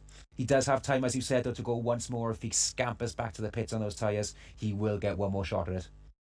Yeah, as I just jumped on board with Hooky, and it looks like he's in the wall. But J Fatality, he's on his outlap now, and he sees the target he has to beat. Ethan Ed also on outlap. He sees the target he has to beat. They need to find half a second minimum. We're looking at, this is just a gauntlet set down by Colin R. Mason. It's a lot of mind games. Do the people that are behind him think they can match his time? He's thrown down such a huge target for them to catch up to. Maybe it'll play a mental issue in their lap. They might overthink things a little bit too much. Will they be able to get the power down? He has set a really big target for them to hit. Yep, that he has, and there are a few drivers out there that I think are very capable of potentially pipping him. Two of them are directly behind him in Evans Joshua and Unarmed. I know Drofters he has it in him to get up there in terms of lap times. Question is, will Ethan, J Fatality, PW Jones, will they find enough lap time to get themselves up there as well? Very open at the moment. We're looking out at J Fatality. Is it on his warm up lap, coming up towards the end of his warm up lap? He's going to be fully committed, ready to go, getting that last little bit of tyre temperature in, as we're going to be on board for his lap, I believe. We're going on board with him. Yeah, we'll stay on board with J Fatality as he's going to take us through a lap of the Marina Bay Street Circuit. DRS wide open as he crosses the line to run down in towards turn number 1, as we have a very awkward pit exit here at the track, and hopefully everyone will keep within the white lines on the pit exit to make sure no incidents happen. But through turns 1, 2 and 3, all calm, cool, calm, collected. Now through turn number 5, DRS wide open as he does have a bit of traffic up ahead. Hopefully the car up ahead of him will get out of his way, as J Fatality is a 10th up on his time. Cam rules out of the session as we go in towards turn number 8, and now through turn 9, tries to keep it all in checks. It's very easy to drift up wide and just nip a bit of your front wing off, but J Fatality keeps it all in check as we go through turn 10, trying to get the rotation now to open himself up for turn 11 and 12 into the hairpin of turn 13.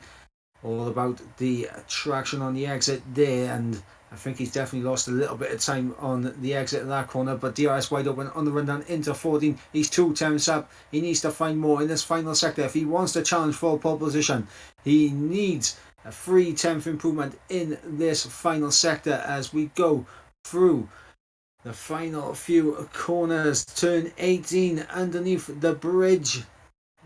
Keeps it all calm there. Turn 19 now in towards turn number 20 and 21. Oh, he gets onto the curb. It just gets him a little bit out of shape, but he's kept it all together through the final 2 corners now of 22 and 23 to the line. It'll be a 0.1 for J Fatality, so he gets himself up into P4 but unable to get himself onto the front row. That was a very brave lap. Coming over the Anders Bridge there, a little bit of time lost, as you did mention. I think that would have put him onto provisional pole for now, but we've still got people like CNR, we've got Evans Joshua to come through, maybe even Ethan Ed and PW Jones. We've got to look at those times and say, and Nam just dropped it out of the last corner. That is unfortunate for Unarmed. That is his session over and done with. Evans Joshua now coming up towards the line as well. Let's see what he can do, as he is on the ragged edge, but he just can't find enough improvement. But it was a purple final sector for Evans Joshua. Crofter's coming through now. What's he going to post? He's just starting. Oh, he's just starting, sorry. Yeah, he's just starting. PW Jones coming on the run down into the first sector split. I think he's the man ahead. But Unarmed potentially, I think, has enough for one more run, which I think he's on right now. So we'll jump on board with Unarmed, see if he can find the time. Keith Swans retires from the session, and that is at the hairpin. So I think he may have just lost the back end, collided with the wall, and he's out of the session. J Fatality out of the session as well. P4 is the best he can accomplish here in qualifying. Unarmed now into the hairpin, and you could see, yep, that was Keith Swan's car. And Unarmed loses it on traction coming out of the hairpin. You've got to feel for him. He's been pushing as hard as he can. He knew he made the mistake at the end of that last lap, and just a little bit too much throttle coming out of that hairpin. It's sad to see, but we're looking on board now with PW Jones. What are his sector times looking like? We're heading down into the final sector now, coming towards the bridge.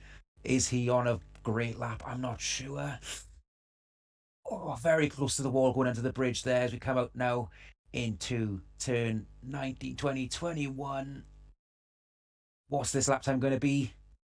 Comes into the final 2 corners now. Slings it in, full commitment. PW Jones goes 37. 37. 5 tenths off. 5 tenths off. We got Drofters. He was 3 times up in the middle sector. So let's see what he can gain in the final sector. Didn't lose the car this time. So there should be a big improvement for Drofters to the line. And is on pole position with a 36.9. Drofters pulling it out of the bag at the end of qualifying. What a great lap by Droft. There's so much pressure on you to get that last lap right. He knew that he had the potential in him. You knew it. He had it. You said it earlier on, but that is like an incredible lap time from Drofter, and as you predicted, into the 36s. Yeah, Drofters with an incredible lap time, getting himself on pole position. Colin R. Mason for the Pirates, splitting the two Robin drivers up there, and he's on the front row for the Pirates. And Evans Joshua in third, and Armed, the race winner in France, he is only on the second row of the grid, so he has a bit of work to do. Jay Fatality, who picked himself up at a podium, currently in fifth. But we'll run you through the order one more time. It is Drofters on pole position ahead of Colin Mason in second place alongside him on the front row. Evans Joshua and Unarmed will share the second row, with Jay Fatality and Ethan Ed sharing the third row in fifth and sixth. PW Jones in seventh, Spliffin in eighth, Hooky in ninth, and Cam Rules rounding out the top 10. Then outside the top 10 we have Key Swans, Larry Wheels, Manic Mechanic and Beef rounding out the final spot on the grid. Well, this is going to be a very interesting start to the race, I believe. Anyone, if P1 and P2 get away, I fear for anybody who's in P3 or lower. It is going to be tight. It is going to be snug going into turn 1 and 2, I think. But the question is tyre strategy. What are people going to go for off the start? I think the only way to go is mediums off the start. I think that is the only option that these drivers can go. The softs, they drop off so quick around here. It's not even worth running the softs. I think this could be the only track where we see a medium hard strategy or a hard medium strategy.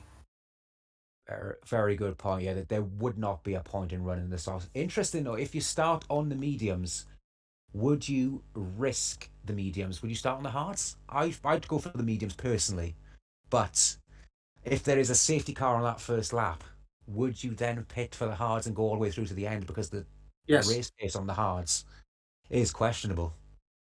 yes, I would 100% go onto the hards and that to the end of the race because, I mean, even though the mediums are much better in terms of lap time, the mediums aren't going to make it to the end. I don't think around here.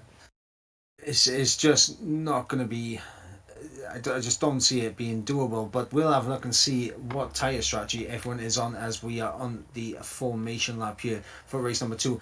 And it is such a split going on here. Drofters on the mediums, Colin on the softs, Evans Joshua on the mediums, Unarmed on the mediums, Jay Fatality, Ethan Ed, PW Jones on the softs, Spliffing on the mediums, Hooky on the softs, and everyone from Cam Rules, Key Swan, Larry Wheels, Manic Mechanic, and Beef all on a set of the yellow walled medium tyres. So this definitely throws a spanner into the works because those soft tyres will drop off quickly, but they should have sufficient grip for the first 2 laps.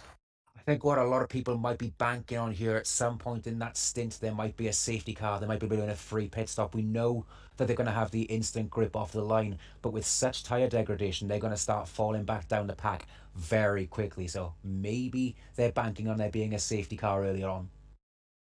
Yeah, that is one thing I think that most people are banking on. But of course, like as I said, like the mediums, they're gonna drop off around lap.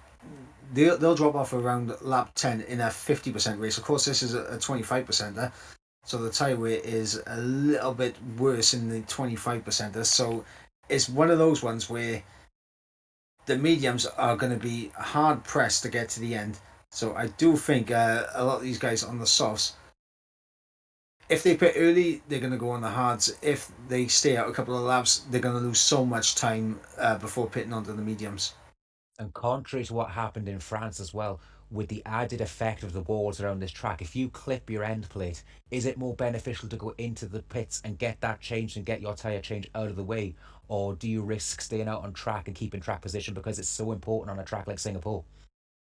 It is important to keep track position, but it's also important be aware of the drivers around you, and if you have wing damage, obviously we hope that if you do have wing damage, you have to acknowledge the fact that you have wing damage and maybe be a little bit more lenient in terms of defending, knowing that you have that downforce deficit to everyone else. But everyone now lining up on the grid. 15 laps of the Marina Bay Street Circuit await us for the fourth race in the Welsh Esports League, brought to you by Apprenticeship Wales.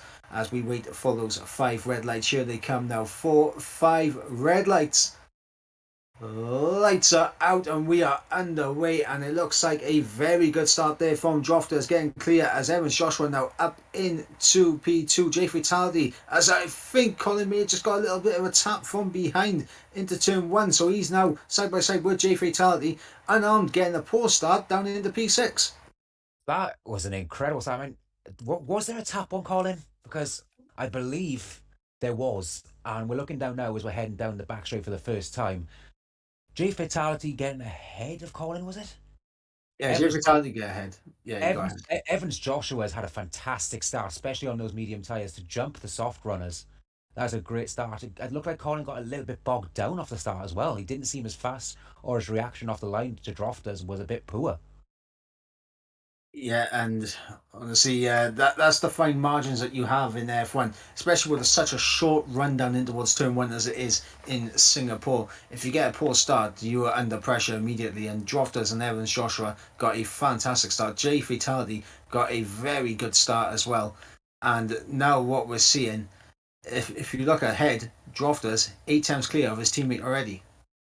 That gap is going to be so critical. Oh, a bit of a moment there from Colin R. Mason. But as you were saying, Drofters pulling out that gap very early.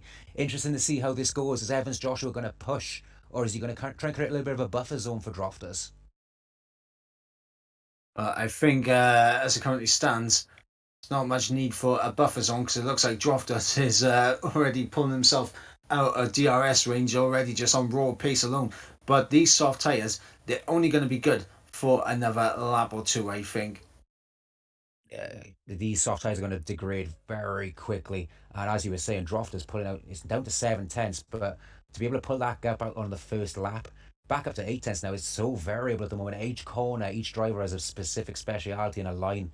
The gap's always going to fluctuate, but that gap is going to be critical now. See if Drofters can build on it and pull away from his teammate. Yeah, and for these guys on the soft tyres as well, I mean, they really need to use the grip of these soft tyres. Well, they still have it, and it looks like we have our first victim, and that is Key Swans, I believe, who potentially may have lost a bit of end plate, but it doesn't look like it. And well, as this currently stands, no wing damage for everyone, so good going everyone in the lobby to keep it clean on the first 2 laps and avoiding damage.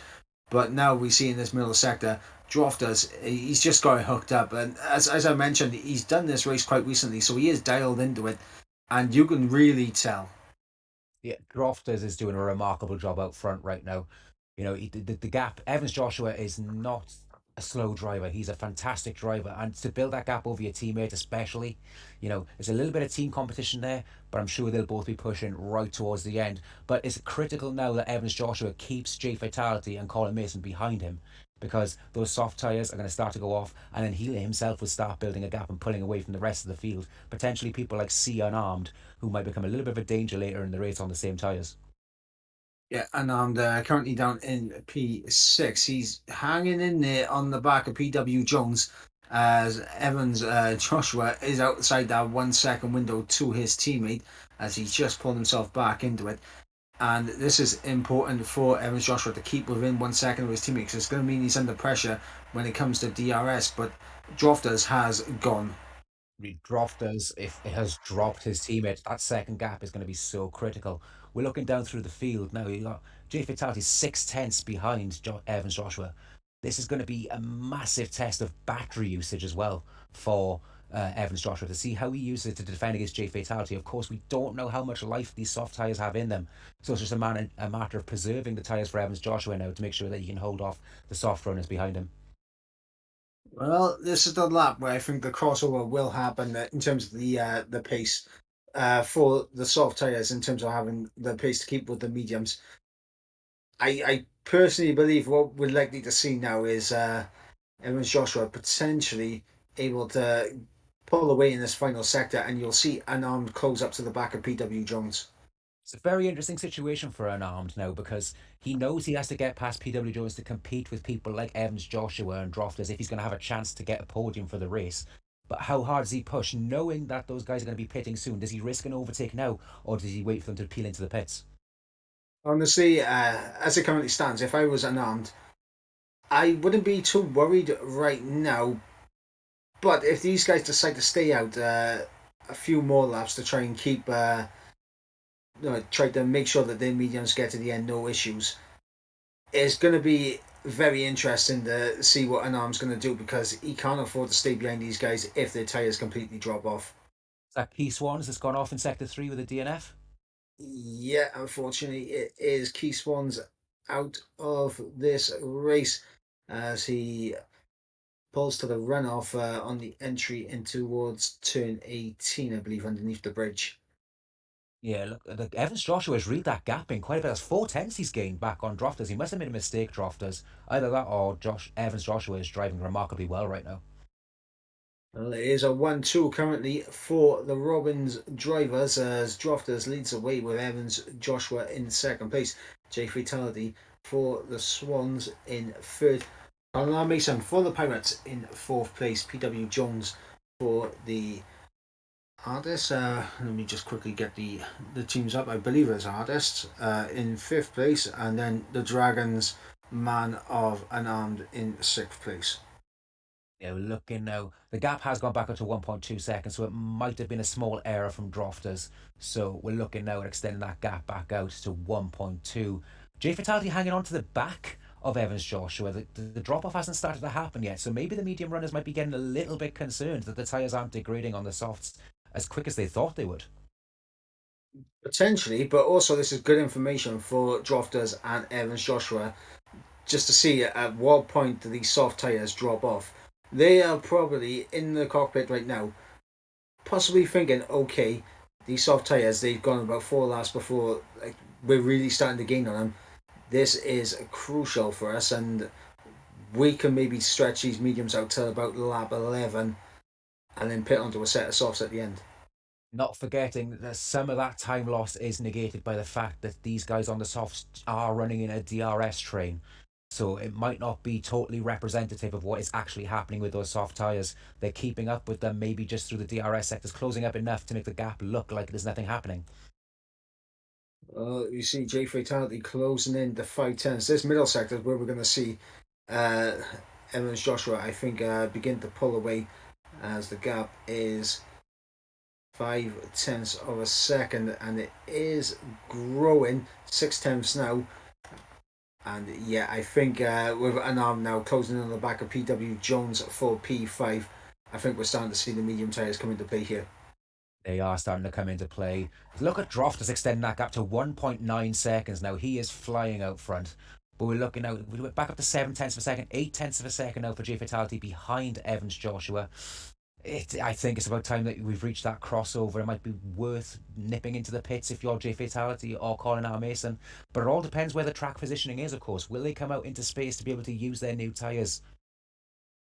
Well, that's going to be the issue now. As you can see now, a second behind Evans Joshua now is J Fatality. Those tyres have completely dropped off.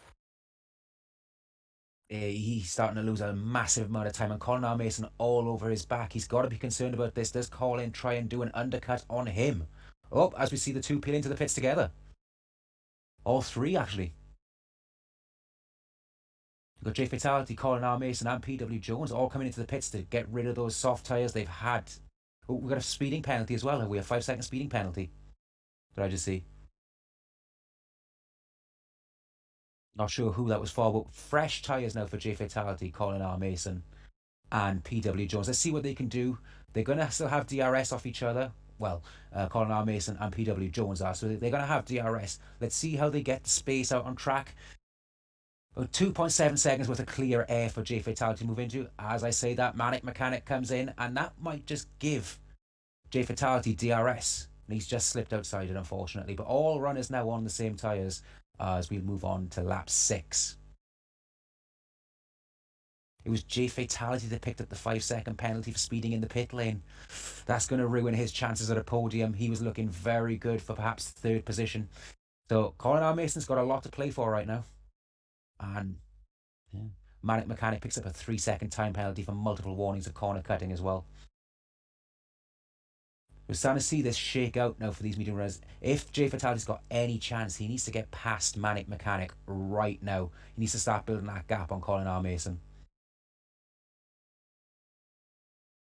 Looking at Drofters pulling out that leads to 2.5 seconds. Now, Cian Arm's starting to close up on Evans Joshua. Has he kept a little bit in his tyres for this period of the race?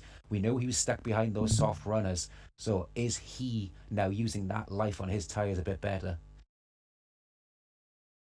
Watching now J Fatality as he pushes through this middle sector. He's got quite a big gap to Larry Wheels there, 8.6 seconds. Now's the time if he's going to start pulling out that gap. PW Jones also got back past Colin R. Mason there as well, so that is a fantastic move on his behalf. J Fatality again, though, picking up that 5 seconds penalty. Now is the time that he needs to put his foot down. He has built up a 2.8 second gap over PW Jones, so this is still doable for a podium if he keeps pushing at this pace. Good news, I am back. Excellent, thank you very much. Welcome back. Apologies for that, guys. My internet just had a bit of a moment, but hopefully I haven't missed too much of the action. J Fatality actually managed to get past Manic Mechanic coming out of the pit lane. Colin R. Mason dropped a place to PW Jones in that period, but J Fatality did pick up a 5-second time penalty for speeding in the pit lane. J Fatality with a big penalty that could cost him massively, and as the gap's looking right now, 2.7 the gap between Evans Joshua and Drofters, 2 seconds between an armed and Evans Joshua. Yeah, it's starting to look like an armed saved a little bit of his tyres behind those soft runners. He's slowly reeling him back in. It was about 2.4 seconds. It's now down to 1.8. So we've got to see whether Evans Joshua is starting to manage his race pace a little bit, or whether an armed's kept a little bit behind. There's also a thing, as I think an arm there just made contact with the wall underneath the bridge, as he got wing damage from that. I'm not entirely sure, as it looks like he might have just got away with it, but he's definitely lost a lot of time with that little bit of contact. And this is what we were talking about earlier, where mentally you have to be on it lap after lap. That's entirely right. You know, all that time that he's just made up on Evans Joshua is now completely evaporated, and he's got to start again. He's got to quickly hit that mental reset button. He's got to know that he's got the pace to catch Evans Joshua because he has been doing it. So he's got to settle back into his groove now. Hopefully, like you said, he hasn't got any wing damage, hasn't lost an end plate. Fingers crossed he'll be able to continue on the race at the pace he was going. Yeah, as he is now 2.7 behind, so we shall see if he's able to continue on. Colin R. Mason with the new fastest lap of the race, so he's trying to get himself back into it. Of course, these guys that have pitted early due to being on the softs, they will have better pace than the guys up front. So for Fatality, he could potentially get the jump on Evans Joshua here. He could indeed. I'm not just looking at Evans Joshua. Drofters is under threat here. If these guys are posing in fastest lap times, lap after lap, you got to start worrying. Oh, and a big off from Cam Rules, and he's in the wall. That's a front wing gone, and that's completely ruined his race. Yeah, that's a big old lock up into the wall there from Cam Rules, and unfortunate for him, but he is able to get back to the pits. He's still in the race, which is crucial for the Puffins because he can still pick up some crucial points for the championship. He can indeed, and now we're looking at J Fatality catching Larry Wheels at quite a considerable pace. You know, these guys who've switched on to the mediums, they're not going to be too far off Drofters when he comes out from his pit stop. But Drofters will have that soft tyre advantage, so we'll have to see how that ends up as he comes out of the pits. We're moving towards that stage now where I think Drofters and Evans Joshua, maybe CNM as well, will be thinking about switching over to the softs. Potentially is J Fatality. Oh, he hits the back of Larry Wheels. He's trying to get the move done, but Larry Wheels is fighting this, and now J Fatality down the inside gets the job done. As I believe Ethan has overtaken Colin. I think Colin's had a moment because he is going very slowly indeed as Cam Rules into the pits to change his front wing.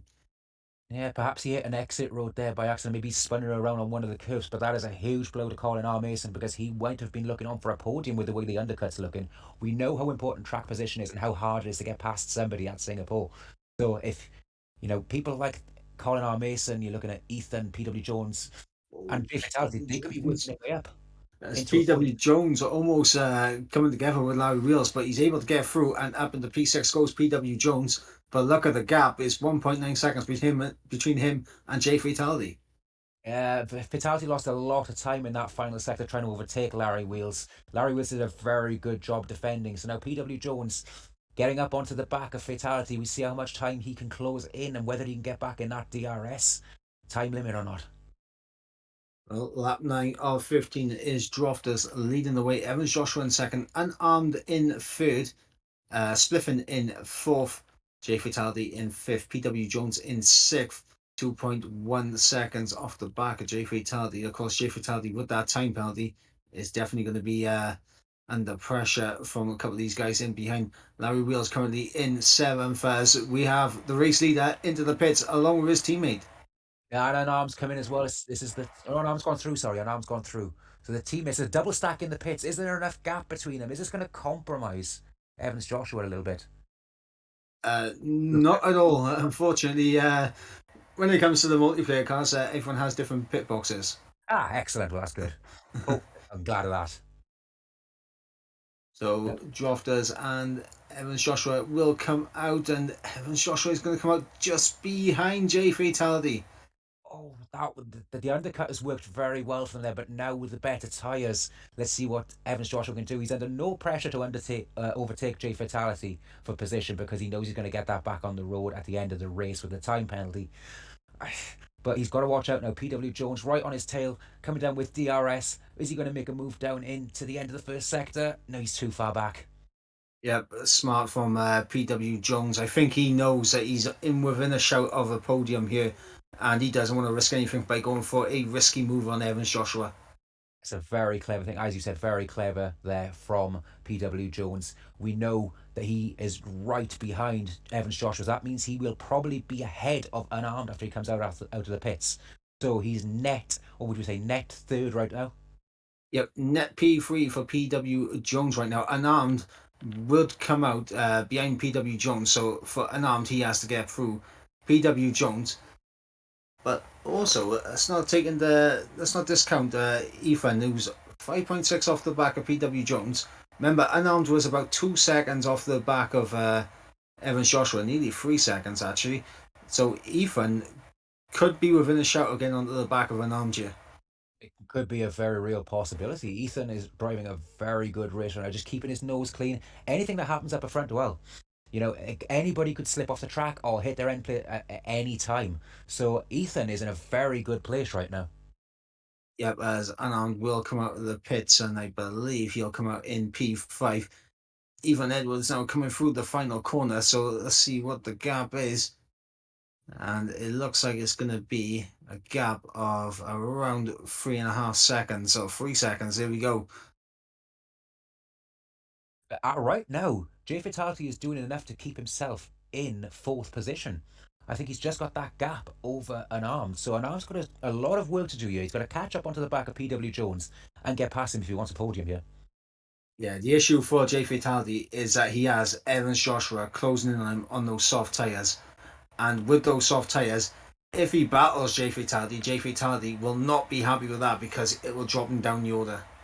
Every single tenth of a second matters on this track, on any track. And the more time you spend battling with somebody, the more time you are going to lose in the grand scheme of things in terms of race pace. So everybody behind now, including Ethan Ed, they've got a chance here to get a podium. Like I said, anything can happen at this Grand Prix. You can clip an end plate at any time on the wall.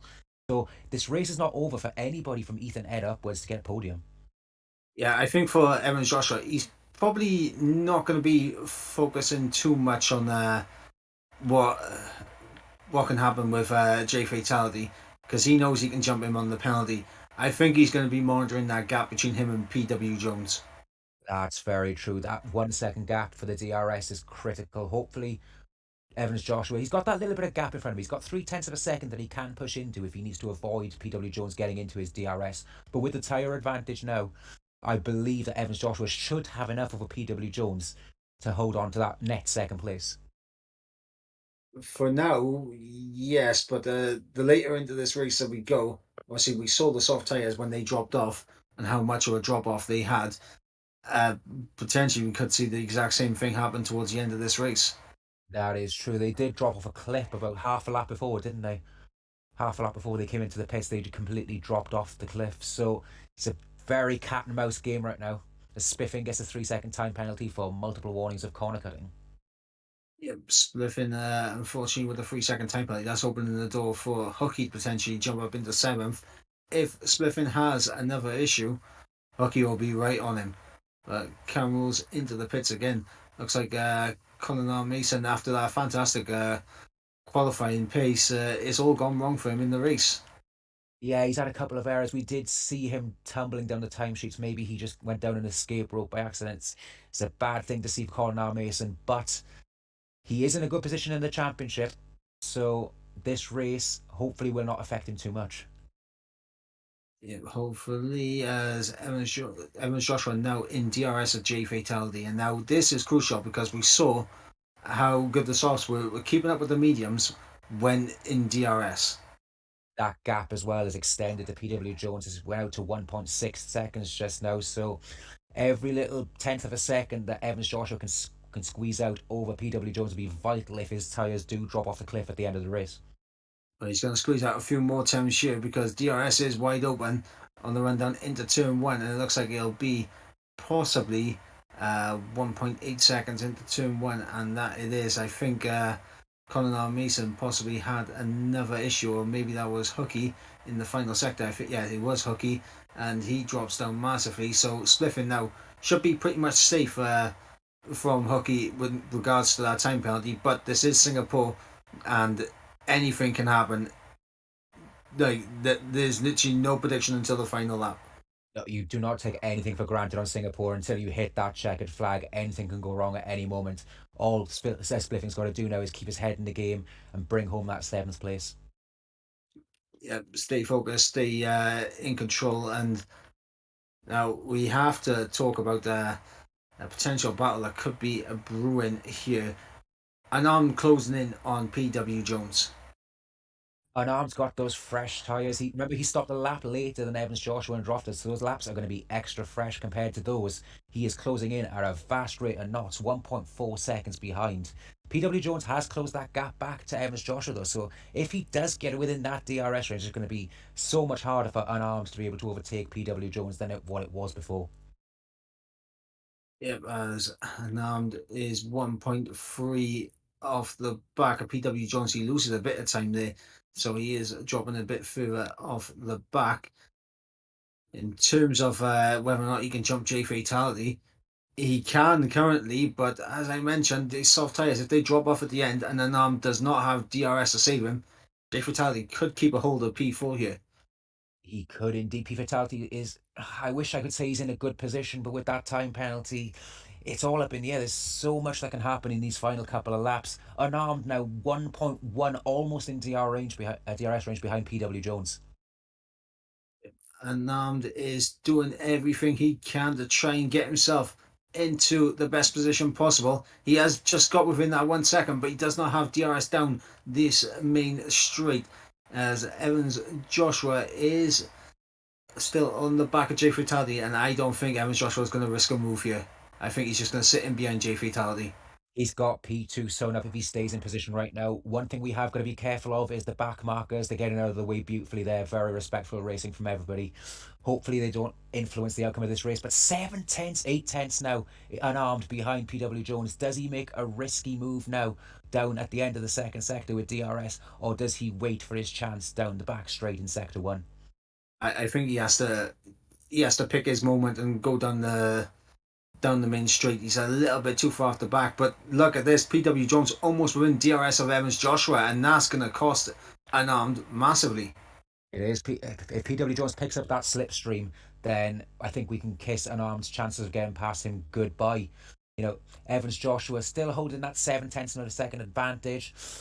It's going to boil right down to the wire again. I love the excitement that the Welsh Esports League F1 Championship is bringing to us. He has any number of these drivers can pick up a podium here. PW Jones about a second off the back of Evans Joshua. If he can get within DRS, I think he should be able to hold off Unarmed here. and see through turn 3. Has he got within it? He has got within it. Can he stay in it? That's the question, and I think he has stayed in it. Now, Unarmed is going to be absolutely kicking himself that he isn't able to get this move done.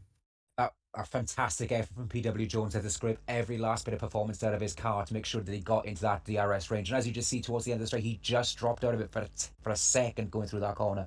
But he has held his position very well. He is defending perfectly around this track. One more big opportunity, or an obvious opportunity for Unarmed to do it. But PW Jones critically is still within that second. It's very touch and go at the moment.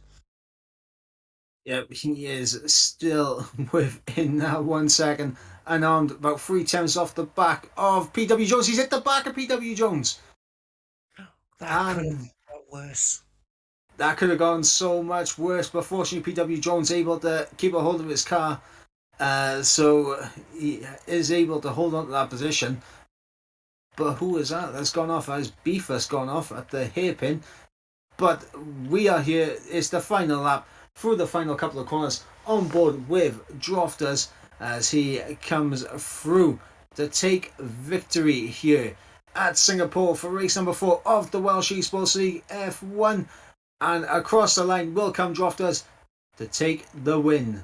Fatality will cross the line in second, but he will lose out to Evans Joshua and PW Jones and Unarmed, so he comes home in 5th.